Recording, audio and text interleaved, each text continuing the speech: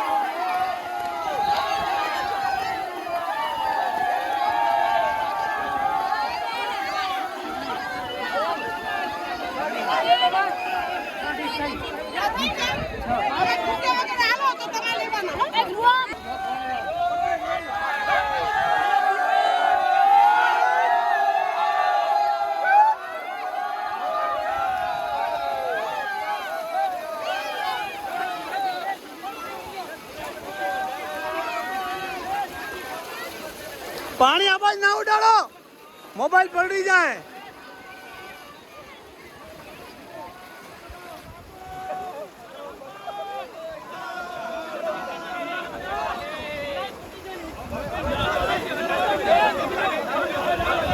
જોજો તણાઈ ન દેતા દાદા, ભેગા ને ભેગા.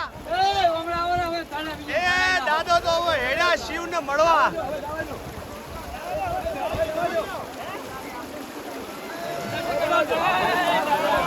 એ દાદા, આગલા વર્ષે જલ્દી આવજો, આ વર્ષના જેમ.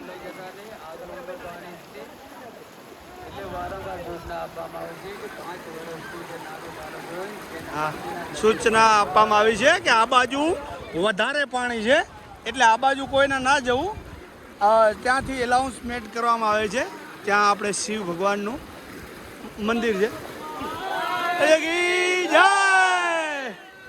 હવે દાદા તો એ જશે આગળ ને આગળ, જ્યાં એમને ભગવાન મૂર્તિ છે તો હવે ધોવાઈ જવાની. એટલે અહીંયા સખત પાણીનો ધોધ વહી રહ્યો છે. હવે આપણે પાછા વળીએ. મજામાં? હા, સતત પાણીનો ધોધ વહી રહ્યો છે અને સામે એક નંબર નજારો આવી રહ્યો છે, પણ પાણી ખેંચી રહ્યું છે. હવે આપણે નીકળી જઈએ. પેલા તો દાદા ભેળા તણાવ માંડ્યા કે હું મજાક મસ્તીમાં તણાઈ ને પાછા આવો. હવે દાદાને જવા દો, આવતી સાલ વહેલા આવવાના, પાછા આવી જાઓ. દાદાના મૂર્તિ એમ કે વ્યવસ્થિત રીતે વિસર્જન થઈ જાય એવા પર્પઝથી જઈ જાય. બરાબર. તો હવે ડેનિશભાઈના તો ગણપતિ દાદાનું જે આખું આયોજન હતું, આ ડેનિશભાઈ છે, બહુ ખર્ચો કર્યો છે એમને. તો એમને પણ ભગવાન લાંબી આયુષ્ય આપે. ગણપતિ માતા કી. હા, તો હવે વિશ્વેશ્વર ભગવાનને ચરણોમાં વંદન કરી અને હવે અહીંયાથી આપણે વિદાય લઈશું. મહાદેવ મહાદેવ. સરસ સરસ, બહુ આનંદ છે. વાહ ભાઈ વાહ, ખુશી લોકોને ફીલ થઈ રહી છે અને બહુ મસ્ત વ્યૂ અહીંયા ખરેખર આવી રહ્યું છે. તો હવે આપણે આ વિડીયોને અહીંયા એન્ડ આપીશું. તણાઈ જાય મસ્તી નહીં એવું આવી રીતે એ લોકો એકબીજાના ઉપર પાણી ઉડાડી અને કેટલી મોજ મસ્તી કરે છે. માહોલ બહુ રંગબેરંગી. મારો ફોન પડી જાય બસ ગણેશ સુધી માણસો. હા ઓય મસ્તી નહીં મસ્તી નહીં મસ્તી નહીં ઓય બસ બસ માપે હારું.